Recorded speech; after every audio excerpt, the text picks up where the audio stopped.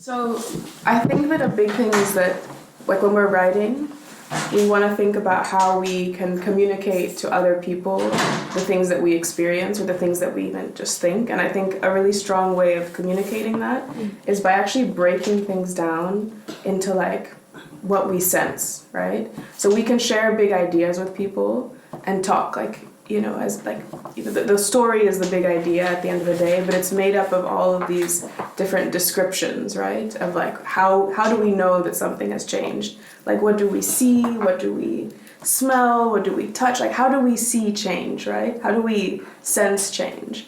And so kind of how last week we did that word bank activity, where you kind of could go through and write down as many words you could think of in relation to, I think it was a person, a place, or an activity. This week, what I want to do.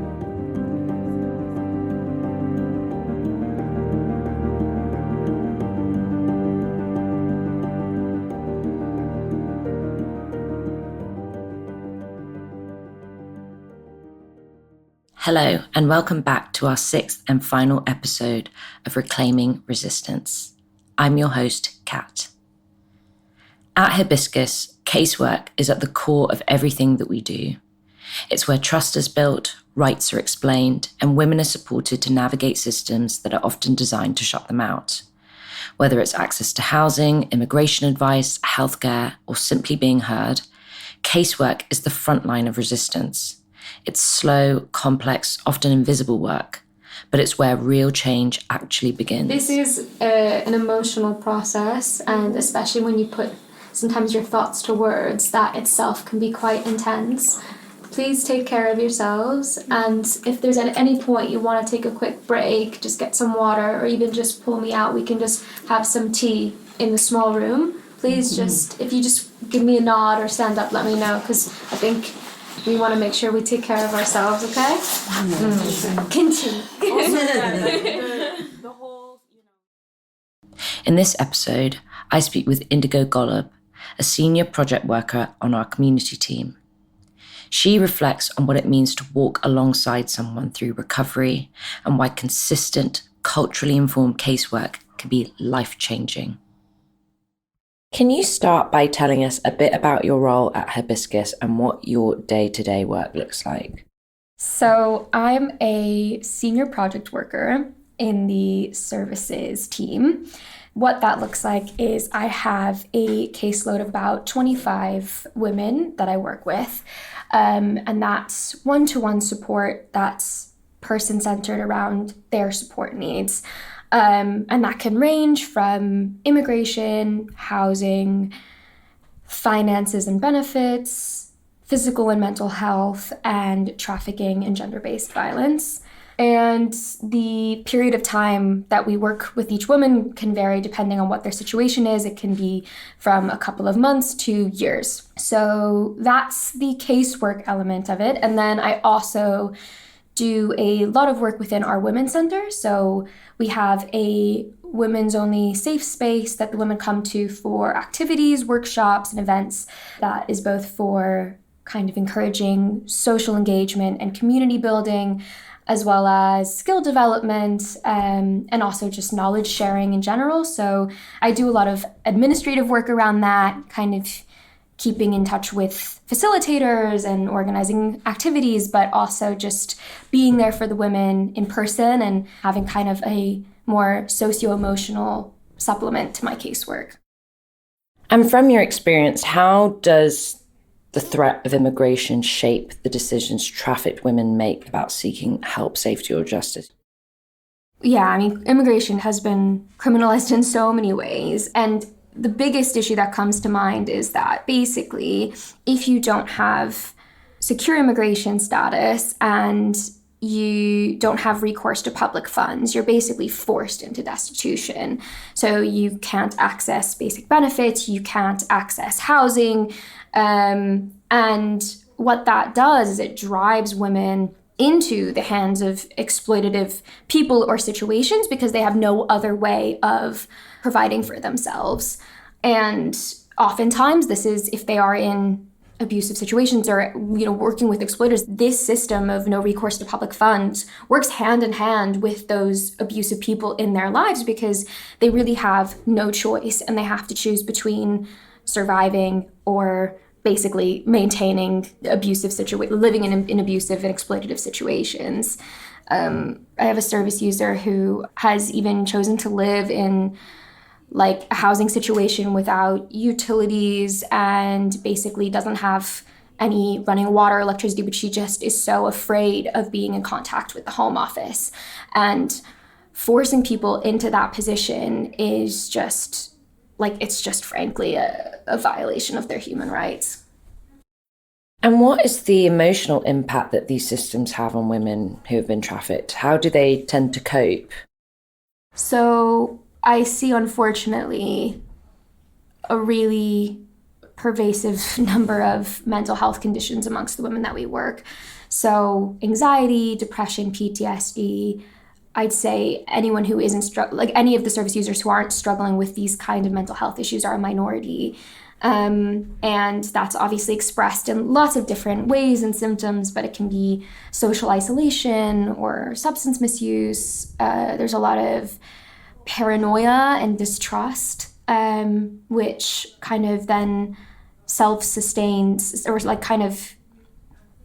really perpetuates these cycles of being socially isolated, at risk of exploitation, not accessing services because they're afraid to get support. So it's something that's definitely one of the biggest elements of my work is providing emotional support. Now, that's not to say that we do our very best to signpost towards mental health services and professionals, but as we know, that's incredibly precarious and people are on waiting lists for therapy for years and years. So it's something that is a huge element of the kind of support that the women need. I would say as well, though, from more of a positive end, I think because women are so kind of isolated and forced into these disenfranchised states by these systems, that there is a real bond that they will create with certain communities, chosen families, kind of women, seeing when the service users come to the Women's Center, the relationships that they build with one another is huge. And I think that that's one thing that's really positive, is that the kind of kindness and support that they provide one another and the emotional impact of that is massive as well. And what role does trust play in the work that you do? How do you build trust with women who have been let down first by their exploiters and then by these systems? So this is a long process, and I mean, it's one where there's often progress, but it's never quite, trust is so difficult for these women because they've been let down, betrayed, and violated by so many people and institutions that it's always a guard that they have up.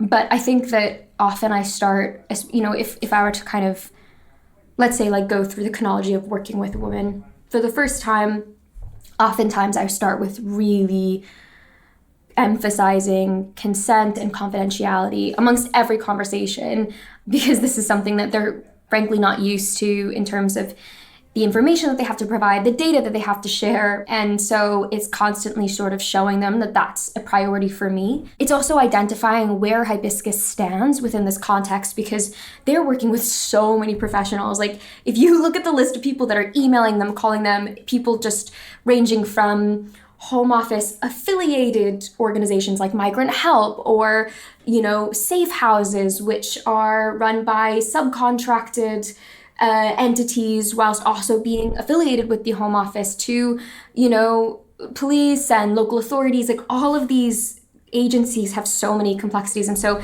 it takes time, and oftentimes it's learning what my role actually is. But it's kind of establishing where we stand, which is that we are here for you. We are here only to advocate for you and whatever you want out of this process. So that's a key aspect of it. I think as well, having just long-term support is really key. And that's very, very difficult in this sector because burnout rates are really high and, organizations are constantly moving and restructuring. But, I've been at Hibiscus for about 2.5 years, and I know how meaningful it has been for some of the women that I've worked with to just know that I've been a bit of a constant, and I'm not going to be there the whole time. And eventually, we'll close their cases, but kind of knowing that I'm not going to just leave after a week or two or a month or two is really meaningful to them. And you see that we have service users who will work with you for 6 months, and you've asked them and engaged with them around something like exploitation, and it's all, no, everything's fine. And then something comes up one day and they're like, yeah, so this is happening. And it's only because you really have that time to build support and build trust and boundaries. Like, indicating what you can and cannot do is huge. And you want more than anything just to tell the women, yes, I can get you this status and I can get you this housing. But you also, there is trust in kind of explaining, this is the remit of what I can do, and I will advocate as much as I can within that remit, and this is what I can't do. And that is safety, and that is truly what it is to be trauma informed, is identifying where you can't actually help. So it's a long process, and it's different for each woman, but it's absolutely crucial. What I'm hearing is that as a frontline worker, you really have to be an advocate, a witness, and a support system for women who are isolated by design. What does it take to hold that space emotionally, politically, and practically for you as an individual? Yeah, so it's a big role, or it's a big space, and, it's not one that you can always hold in perfect balance. But I think from an emotional perspective, it's really important and something that I am very much still working on, but creating those emotional boundaries and doing my best to compartmentalize, because not only are you kind of engaging with vicarious trauma on a day-to-day basis, but it's completely on a whim. You could have a schedule of all the different meetings and things you're planning on doing in that day, and then you'll get a call from a client that she's being evicted from her accommodation and she's going to be street homeless.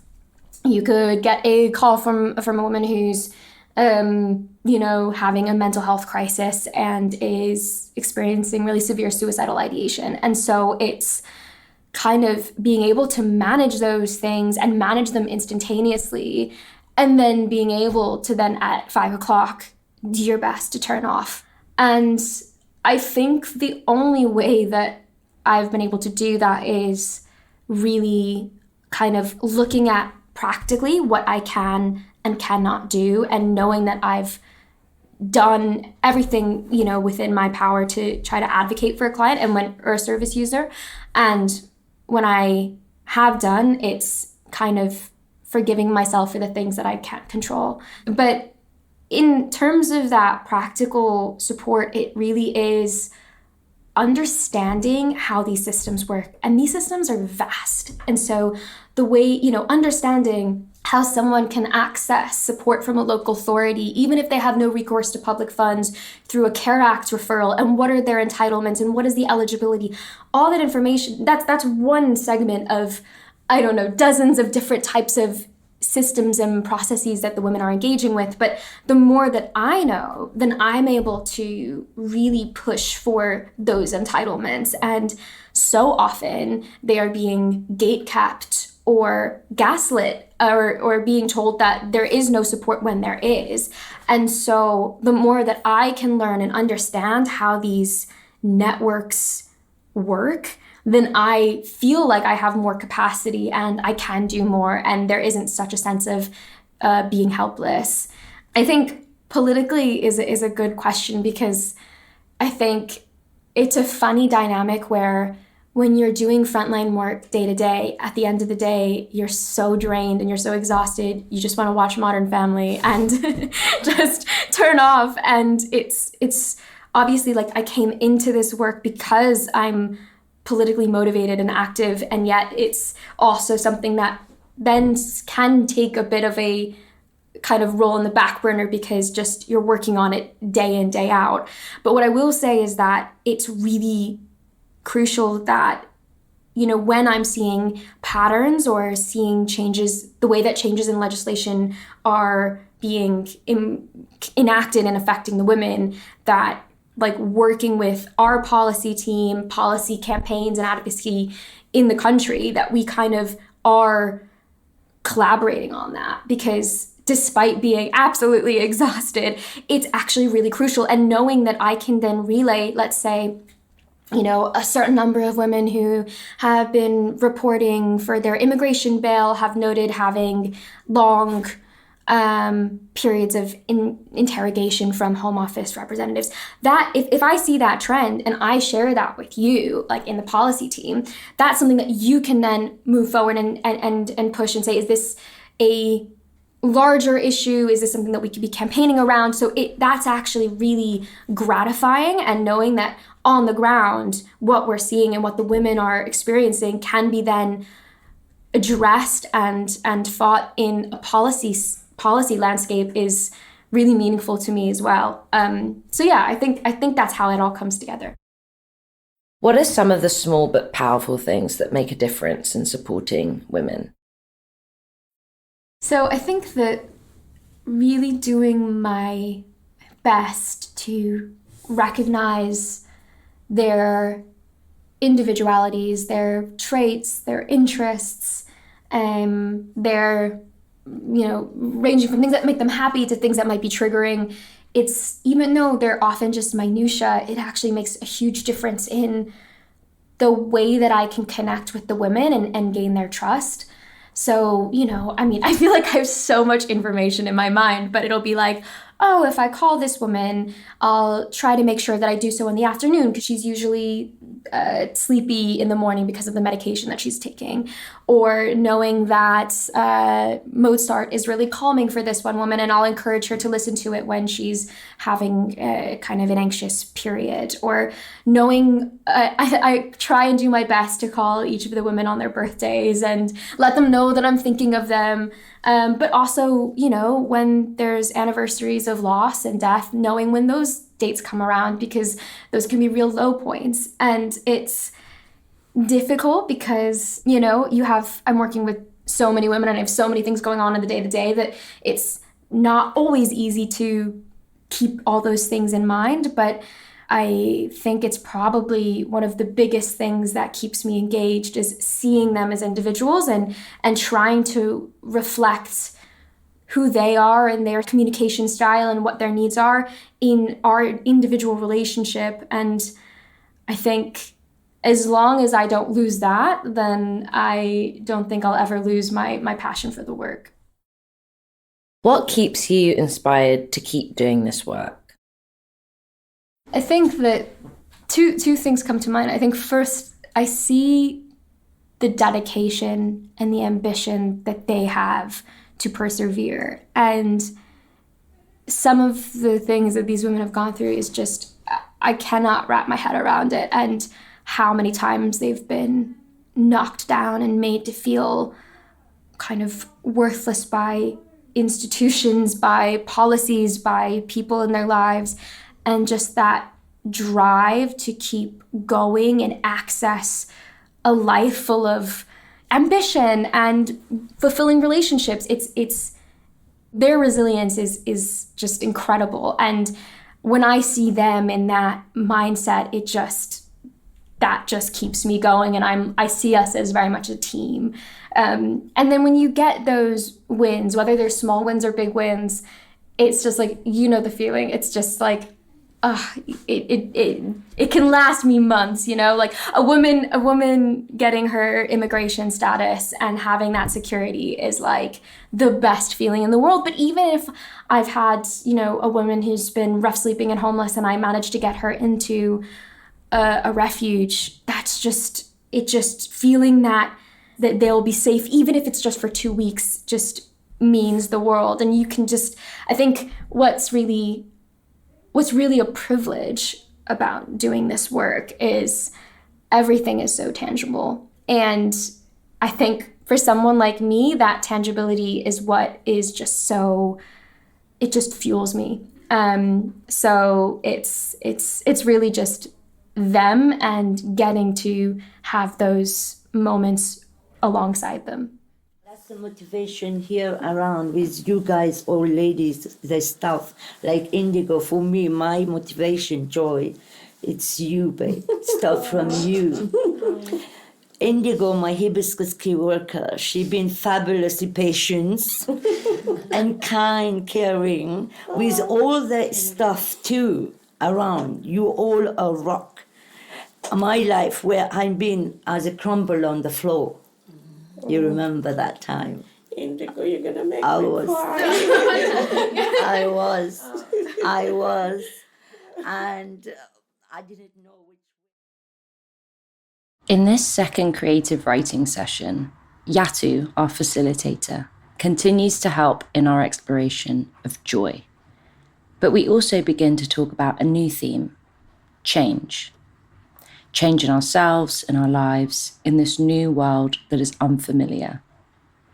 To help guide that reflection, we are thinking about the 5 senses: touch, taste, smell, sound, and sight, as tools to ground big ideas in real, felt experience. So for my feelings, I always feel people's reaction when I'm not wanted. So that's my feeling.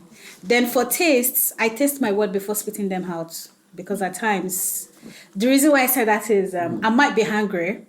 If I say it out, it's a bomb blast. So I always taste my words. Like, you need to think of what to say.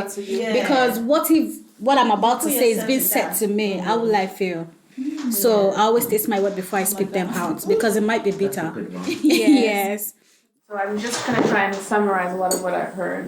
I've heard people say that change is constant, change is related to choices or choosing a path forward. It might open you up for freedom. Change might signify a start or an end of something. I think a lot of you mentioned some internal changes and maybe changes in like the way you think about things and your perspectives and the knowledge that you have at different points in time. But change could also be external. So it's like changes that you witness around you that may or may not have an impact on you.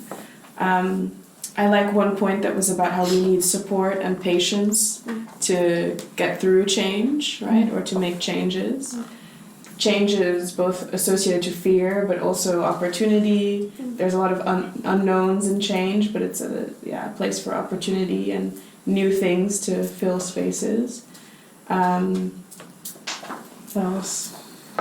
Yeah, I think change was a comparison as well, kind of how you can identify a change by kind of comparing either yourself to the things around you. I check out. Do you guys feel like there's kind of one sense out of all of these that is almost like the most important for you in terms of identifying change? Like, do you think? For me, I think they're equal. Yeah, they're equal. Yeah. Well, I think smell.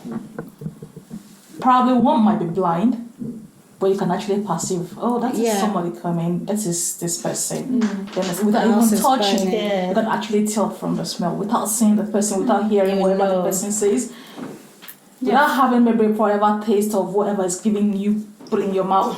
But you can actually like perceive, like, no, all these old blind women, like, you know, They can smell you. They can smell you from afar. They can even smell the rain. Like, The rain, like it's about to rain. And they are blind. Yeah. So they don't have to see it or they don't have to feel the touch of the rain on their skin. But you just have to like perceive, like, oh, this thing is going to happen. Yeah. And it goes different ways. Either something that is physical or something that is not even physical. They can sense something bad is going to happen. Yeah, from the way they perceive it. Yeah. The women have taken some time to write and are now about to share the pieces they have written. Each story is personal and reflects their individual experience. This is what I've just written down. So it says, no matter what life gives you in the journey of life, always make a positive impact to change the world. So when life gives you lemon, make lemonade. After all, it would quench some other people's thirst. Nice. No matter how cloudy it is, whether it's shining or raining, the main thing is the impact and how I reflect with it. And to know life will always be a Oxford Circus. It depends. It depends on the footprint I leave in every stop. Yeah. Is that like bus stops? Yeah, bus stops. I said, I think of change in my life like a mango tree. The tree's roots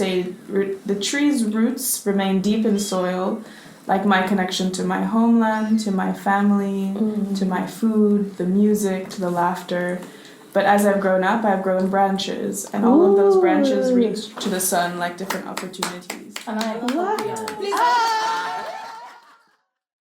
You know, as much as life is like a flower that starts as like a small plant, and then suddenly it starts blossoming, that flower, and then later on it fades away. That's how I perceive life. As the session draws to a close, we hear one final story. What's spoken stirs something in the group, reaching across distance, across invisible lines that can no longer be crossed, to remember the place that we miss the most. It's actually a location in Nigeria. Okay, let's hear it. And that's Post Office Road in Mushin, a beautiful community downtown in Nigeria. A place where we each other's security, because we all have to look out for each other. That's Nigeria for you. A place that uplifts my spirits each time I step my feet there. A place I look forward to going to when all this is settled. Someday I know I'm still going to step my foot down there. Yeah. That's just my own place. What is it? Is it? House. Oh, okay. It's a house and then on all the people street. gather there. And each house can contain about 50, 60 people. Damn. Yeah. Wow, big So community. it's a community. Yeah, okay. And there you look out for each other. Yeah, okay. So When one basically, is- it's a community that comes together. It's a, you know, if one cries, another one run out. Oh, Yeah, Sylvie, what's yeah, happening? yeah, Oh, yeah. If you have a party, everybody will come to your house. Yeah, We'll eat together. Finish all the food. No one is going to give an invitation. That's Africa. So it's a street. It's a street. Yeah. It's the name of a I said street they are cooking today meat. in You go Lagos, there. Nigeria. So we all know, Each practically other. almost everybody that lives on the So street. no one. So when your child is walking down the road, everyone look they out just look for at, and is that not your child? And somebody brings the child back. That's what they do. There's no park. Yeah. The street is the park. All right. So all the community- children comes out on the street to I play. understand. So no one goes missing. And if they see a teenager somewhere in the boys, they will call it- they'll be like, yeah, we saw her there. Yeah. And then the parents will come and like, they saw you there. What were you Where doing? were Who you? saw me? Our community. They said, you know. So Alright. that's a place for me. Yeah. Yeah, A place that gives me joy. thank Anyway. you. I like that You're one. having a homesick. Yeah. Exactly. Thank you for listening to Reclaiming Resistance. Across 6 episodes, we've heard from survivors, caseworkers, lawyers, and policy leads. But most importantly, we've heard the sound of resistance itself. Women reclaiming voice, community, and space. If you've been moved by what you've heard, please share this series, subscribe, and learn more about the work of Hibiscus Initiatives and our partner organizations.